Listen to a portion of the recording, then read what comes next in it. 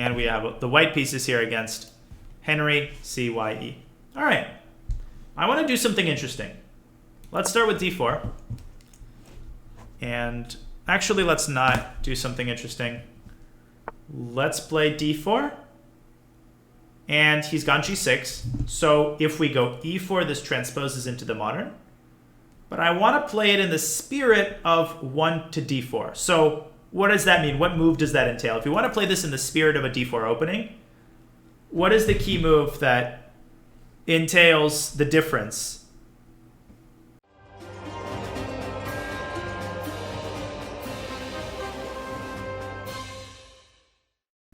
That entails the difference. c4. c4 is correct. And now we go e4. So that's what people have to understand. If we have the knight on c3 and the pawn on c2, then that's an e4 opening. That's the modern. This is the King's Indian, or a version of the King's Indian, because white's pawn is on c4 rather than c2. Now you might look at this and say, well, wait a second. Why would we not play c4? Doesn't that control more of the center? But that gets back into what I've talked about from the very start, which is that controlling more of the center isn't necessarily a good thing. Let's develop our knight. It's a very fine balance. Neither option is better. They're just different positions. And he goes e6. This is not good. This is not good at all. If you guys remember from the 5-minute speedrun, I told you on several occasions, and I screamed at Charlie, actually, that the combination of these two moves is a very dangerous one, particularly if you follow up with a fianchetto. Because, oh, look at this square. Look at this square. If only we could get a knight on this square. Well, what's stopping us? Nothing. Let's go e5, knight e4, knight d6. We're cutting corners a little bit because we're not developing. But this is so important that we're willing to put the development on hold to at least gain control of the square. And this is another thing which people struggle with. I think a lot of you would play knight d6 instantly. But knight d6 is not the best move. And the reason why is because we haven't developed anything yet. After knight d6, he can play knight f5 and offer the knight trade. We've done the hard work of gaining control over the square. The threat is stronger than its execution. We don't need to cement that control yet. We'll do that when the time is right. So let's take this opportunity to complete our development so that that doesn't act as kind of a counterweight to our positional dominance. How should we complete our development? Well, if we think about it, knight f3 is very simple. Bishop g5 is more ambitious. I like bishop g5. It pins the knight. Let's do it. This is a very ambitious move. We're keeping our king side undeveloped, but that's okay. Then, okay, now what should we do, guys? We can take this. Well, it depends on how we want to do this. Yeah, let's go nuts. Let's go nuts. Last game of an 8-hour stream. Well, we need to go nuts in a very strategic way. Let's begin with a check with a knight. Knight f6 check. We want to get him to take so that the dark squares around black's king will be terribly weak, and he does. Now, isn't this counter to what we wanted to do initially, which is to go knight d6? Yes, but a more juicy opportunity presented itself, which we're exploiting. How should we proceed? This is clearly total domination. And I want to finish this with a stylish in style. Let's start with a simple move. Queen to d2. Now, we need to figure out how to continue breaking down the defenses around black's king. And this is exactly where our discussion earlier was pertinent. We can use our pawns as battering rams to bash down, to break down this final, the Maginot line, the final line of defense. We do it by playing h4. We're going to make a really sexy move right now, so be prepared, everybody. Particularly Hammam lover, everybody, be prepared. We're going to do something cool if our opponent permits us. Okay. Let's start by getting this the heck out of there. Can we just get rid of this, please? Yeah, but wait. Queen g5 is fine, but he doesn't have to take our queen, guys. We'll make this happen in a better way. G4, get out of here, please. Thank you. Banned. Okay. Now, we want to be patient here. There's no hurry. If we want to finish in amazing style, let's start by pinning this pawn so that h5 comes with even greater effect. I hope that he doesn't resign and gives us a chance to do something that I'm setting up here patiently. Okay. Think about how to get this done. You guys will like this. Okay. Now we just need one more little component of this. Let's get our knight out. Let's get our knight out. Okay. Okay. Now I'm thinking. This is where the Supreme Leader needs to think.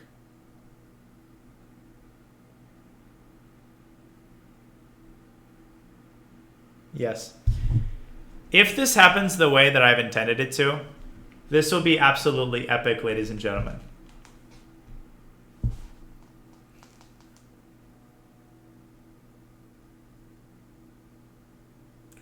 There's an epic line that I've been setting up, and I can't guarantee that it works, though. Let me think.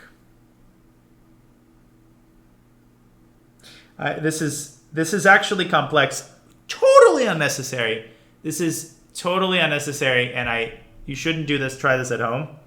But I'm trying to finish in style here. No. I was calculating it. He resigned simply. He resigned simply. What a buzzkill. But it remains behind the scenes. I had to calculate it, though. I couldn't just go for this. The move is queen takes h6 check. It's okay. I'll analyze it. It's weird that he resigned here. He might have been listening, and I don't know. And what are we doing? What's the follow-up, guys? I'm not actually sure if it works. What's the follow-up? I should have just done it. h5. And it's not g5. g5 would be counterproductive because it relinquishes control. He can even go king h5. But h5 threatens h takes g6 checkmate. Okay, now let's break down the defenses. If he takes g takes h5, we push g5. This opens up the bishop. That's why we put it there. Checkmate. If knight takes h5, white to play and mate in 2 moves. Really pretty idea, which will recur. Notice that the only escape square for the king is h7. So if we were to force this g-pawn out, it would be checkmate. How can we do that? Boom. Classic deflection and g5 checkmate. Kind of cool. And and that leaves us with a couple of moves. The first move, which may seem to be 5-head, is knight takes f6, which in a roundabout way does defend against h takes g6. You guys might look at this and say it's checkmate, right? I mean, bishop defends the pawn, knight covers the square. Is it checkmate? It's not checkmate. Because black can block on h5 with his knight. Either knight. If he blocks with this knight, what does white do here, folks?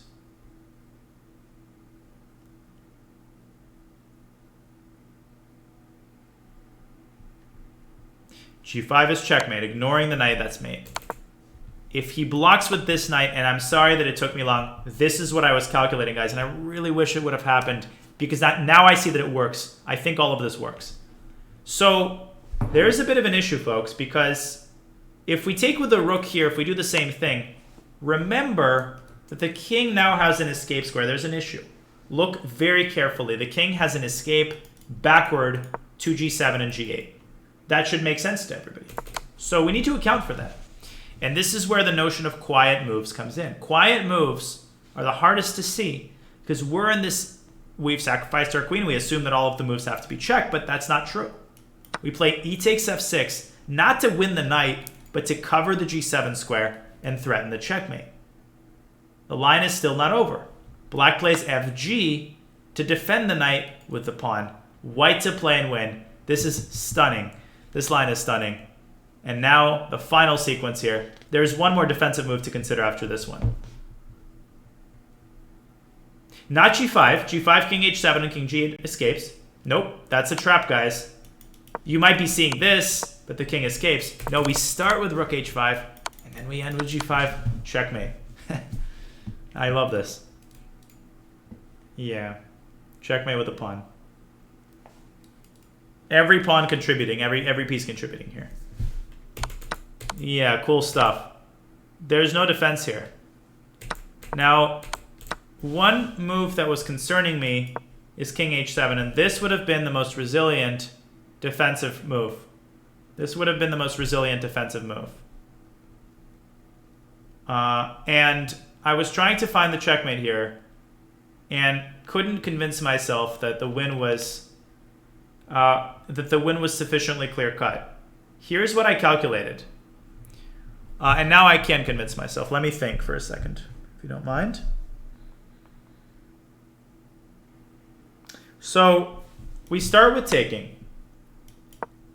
And we now have a situation where we've got all these pieces in the attack. This knight seems to be the big problem. If we could get rid of the knight, we would open the floodgates. How do we get rid of the knight? Well, we don't want to take it. We want to preserve this influence on the attack. We go rook h7.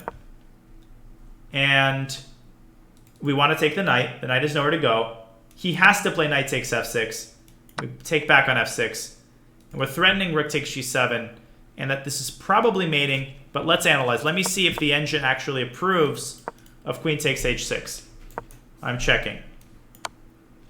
No, it actually doesn't work because, well, it does kind of work. h5, king h7. It says it's equal. Amazing, and this is the precise line. Amazing. It's equal. Knight f5. Bishop f5. Wow, what an insane line. But not particularly beautiful, as you guys can see. It's very computerish, and the black has to give away the queen, I think. Or something to that effect. Crazy computers. Yeah. But still. Beauty's beauty, and I had a feeling that there would be a defense, which is why I spent so long verifying it. I should have just made the move, but I hope you guys enjoyed those tactics. Of course, if you're playing a game yourself, just go h5 and win the game. h5, hg, and win. Queen h6, queen h8. They do, but that's life. So what happened here is, of course, this move e6. That's the very bad move. You got to go d6 and knight f6 and castle, play a king's Indian. When you combine these moves and you weaken squares like this, there's no going back from that. Pawns don't go backward, and so you're in immediate and massive trouble here with respect to the dark squares, which we used as the jumping off point for the final attack. Let's go. Magnus Carlsen team, okay. Well, Mr. Magnus Carlsen team, let's play e4. Let's play e4. He's on his team. Well, this is a Malka-esque moment. c5. Alright, so we've been playing c3 Sicilian pretty much exclusively on the 5-minute speedrun. But let's go for a topical. Let's go for open Sicilian. Let's go for a topical line, just in the spirit of the candidates. Yeah, well, hopefully he plays a poison pawn. Let's see if we can get the Fabi line. Yeah, I'm playing open Sicilian, which is d4. That's the main line, obviously, open Sicilian. Yeah, knight d4. Well, he's playing into it so far. Whoa, Coder with a 20, damn. That was insane. All of a sudden, the 20 coming in hot from Coder. What is that? That's crazy. That is an ultimate poggers moment. Oh my god. I had to disable the alerts. Thank you for the 20 Coder. I really appreciate it. Distracting me from the speed. I couldn't do that earlier. Just kidding. Over 6,000. That's awesome. Okay. Now, this move, most people who play the open Sicilian will not have seen. This is called a Kottenauer variation. It's not particularly good.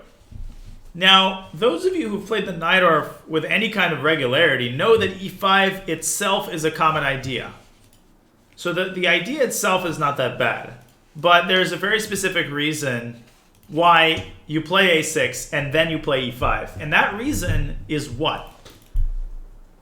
What is available? So b5 is available. You might assume that we want to go knight b5, but we don't, because knight b5, black goes a6, and the knight has to go to a3. Ugh. So it's not knight b5, which doesn't leave us with much of a choice. It is actually bishop b5. Now, what is the purpose of this check? The bottom line is that we are trying to get the f5 square for our knight. To get the f5 square for our knight, we either have to trade the bishops, which will happen after bishop d7, or if he would have played knight b to d7, that bishop would have been obstructed. So that's the entire reason you have to play a6 when you play the knight orf. Now we take the bishop and then we go knight to f5. We have a beautiful square for our knight. There is theory in this line. Black is not losing or anything. Some people have played this and there's a certain amount of theory here. But black is worse. Black is worse because this knight is amazingly placed. The pawn on d6 is under fire and black is hardly able to breathe. Well, if they go g6, we take the pawn. Also, g6 is pretty weakening, so we might see that in the game. Okay, so queen b6. Now, we don't need to do anything about the possibility of g6 because it weakens his king side, and we got to think about where this knight could go if it were attacked by the pawn. So who can offer to me a pathway for this knight were black to play g6? Why are we not afraid of g6? Where is the knight going to go? So h6 is possible but unnecessary. If you think about the weak squares, right, d5 is the biggest weakness in black's position. So just on a positional level, we want to go knight e3 and knight d5. And if black can, like in the knight orf, when white is able to do this, white's in great shape. So we can just castle. We don't have to do anything about this threat. He's probably going to go g6. And then we go knight e3, knight d5, establishing the knight on a beautiful outpost. He goes rook to d8 instead. Okay. Now, we have a poisoned pawn situation here where the queen ties us down to the b2 pawn. But that's already a mistake in reasoning. Thinking that, oh, we have to play rook b1. I think I would see a lot of people here go rook b1 or b3. And that would not be a terrible move. There would be some sense to that, but we actually don't have to do that. The bottom line here is we are so overwhelmingly ahead in development and so active that we can not just get away with sacrificing the pawn, but if black takes it, black is going to be in a lot more trouble than if he doesn't. So on that note, if this pawn were to be no concern, what would we do here? What move, what active developing move could you offer?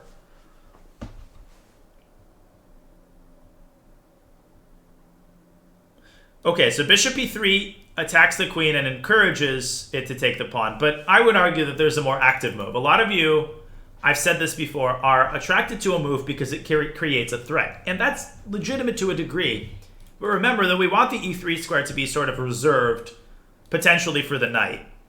And that bishop on e3, apart from attacking the queen, is not going to be doing much. But the bishop on g5 is going to be pinning the knight, and it's going to be paving the way, potentially, for knight to d5.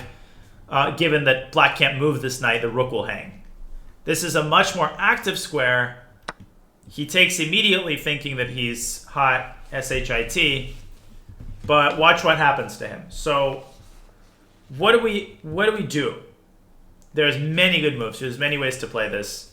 We need to recognize that our knight hangs. And the simplest is, of course, to play knight to d5 and centralize the knight using this pin. Now, hilariously, if he takes the knight, we can take his rook, but I don't think we should. I think that we should keep our eyes on the greater prize of just giving checkmate. His king is in such trouble that taking the rook, believe it or not, leads to unwanted complications. What move can you guys spot after bishop takes rook that complicates the game unnecessarily? Black has an intermediate move. If you look very carefully, this knight on d5 will be hanging, but that knight will be able to move to c3 and attack our queen. And if our queen moves, well, then the king will be able to take the bishop. We'll probably be fine there. No, but you guys are looking for white. I was asking for black. I was asking after bishop takes d8, find black's intermediate move. The response to that is knight to c3. So we don't need to reinvent the wheel here. We simply keep the tension with queen takes d5, threatening his rook, and threatening the d6 pawn. Now, it's time for us to collect the harvest. What do?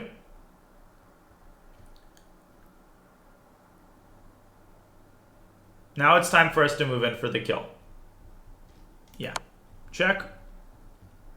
He's got to take. We take. We threaten checkmate. There's only one way to stop checkmate without giving stuff up. Okay, now he starts thinking when his move is forced.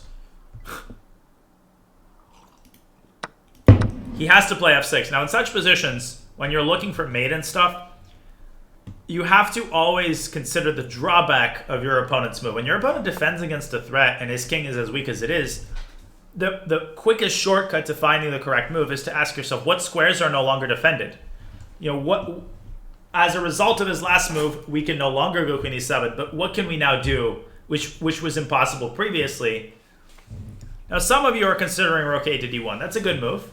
But it is much better to first force the king onto d8, right? It can't go to f8 because we take the knight and attack the rook at the same time. And after king to d8, rook a1 is going to be a lot stronger because it's going to pin this knight and threaten checkmate. Boom. Obviously, if he takes the bishop, we take his knight, and that's mate. So he's just probably going to go rook c7, and then we have a very nice move on top of that. So the attack is... Okay, he plays correctly, queen b5. I'm pretty impressed, actually. All right, now we need to consider, we need to look at the candidate moves, just be methodical. The game is not over yet. We have to be accurate. Now, a lot of you are calculating bishop takes f6, so let's calculate. Bishop takes f6, gf6, queen takes f6. He can't take the queen because of the pin, so you might conclude that you win the rook. But if you look a little bit more carefully, you will notice that he has king c7 and the rooks connect. We're not able to take the rook. So instead, we should look at other ways to involve more pieces in the attack. Okay, so you might come up with the idea, let's double our rooks. But a slow move like rook d3 might not be fast enough because he takes the bishop.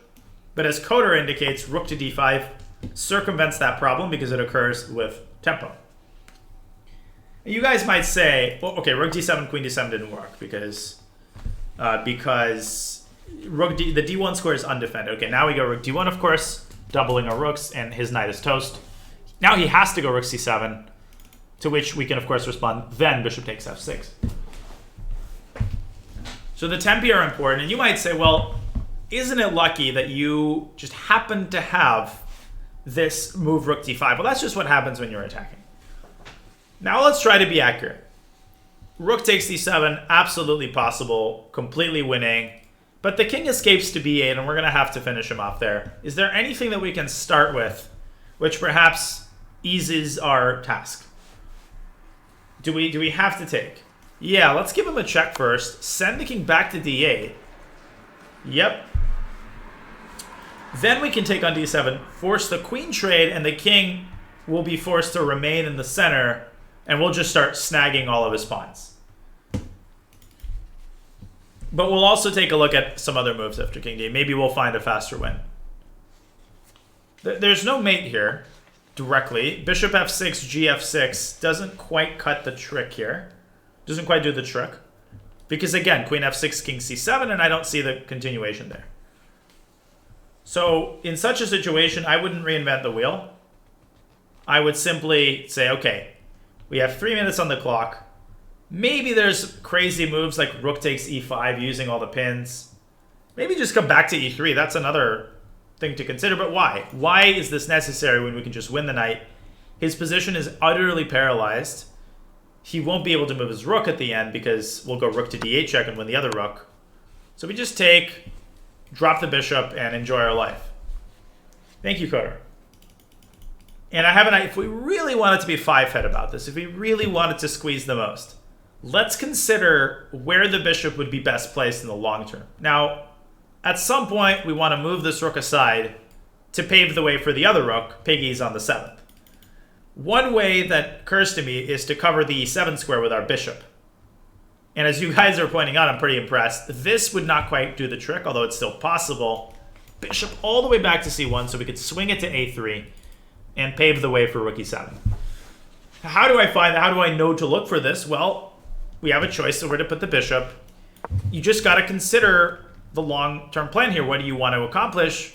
Well, you know that you want to move this rook aside and play rook d7. That's a common pattern. And you know that e7 is a dark square. We have a dark squared bishop. You just got to connect the dots here. Always play bishop c1. Yeah, that's always a nice move. Check. And our bishop participates in the checkmating scheme, which I really like, and rook d8 is mate. That's really nice.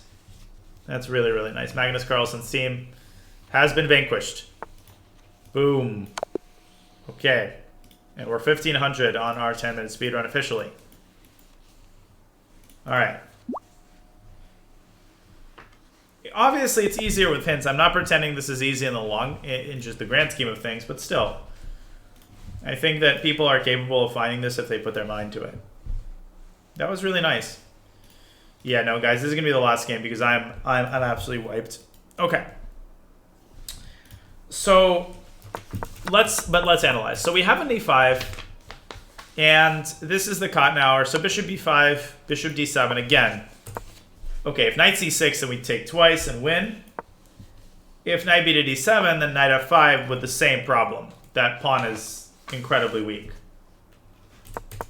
Bishop d7, we take first, and then knight f5. I mean, you're welcome to bribe me. I appreciate all the subs, but this is probably going to be the last game.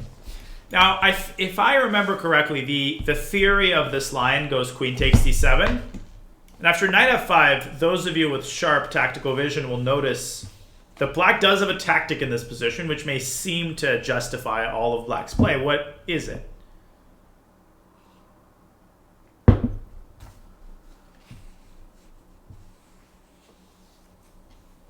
Knight takes e4. Knight takes e4.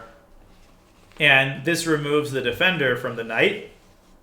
And if knight takes e4, then, well, you can get this and take on d6. So that's not particularly impressive. Black will just get his pieces out and attack the queen. But I have to update my own theoretical knowledge.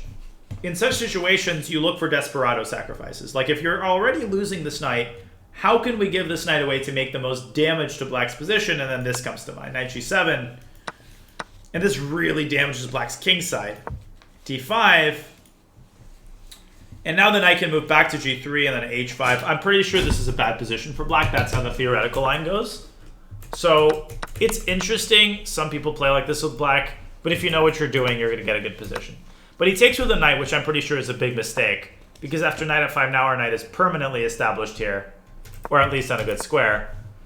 And again, if g6... then we go knight e3. This knight swings around to this incredible central outpost. And if he develops his bishop, it's biting on granite, which is another reason why combining e5 and g6 is rarely a good idea. He should have done something like this. The game goes on. It's not over, but positionally it essentially is. Now, what is the purpose of bishop e3? The purpose is to stop knight b6, because then we'll take with the bishop. And who can tell me, on the basis of some of the games I've already shown you, how should we meet knight f6? This attempt to trade off the knights. What should white do? Thank you, NM Ramirez, for the tier 1. If you understand the positional implications of this... Now, c4 is tempting, but you guys are misunderstanding the zen of this outpost. It's the fact that it's a knight that's particularly important. This is fine. You have an amazing position here, don't get me wrong. But what you really want is to keep this knight on d5. The only way to do that is to go bishop g5, that's the typical idea. Trade the bishop for the knight, and get a very classic knight against bad bishop position. Now you can play c4 to your heart's content and double on the d file. But everybody should be able to see the incredible domination that the knight yields. Not to say that, you know, this would be bad. This is a good bishop against a bad bishop. But I always like keeping a knight on that outpost when possible. But if you can't, then that's okay. You shouldn't despair. Okay. So anyways, in the game, rook d8 happens. We determine intuitively that it's okay to sack the pawn. We drop our knight on d5.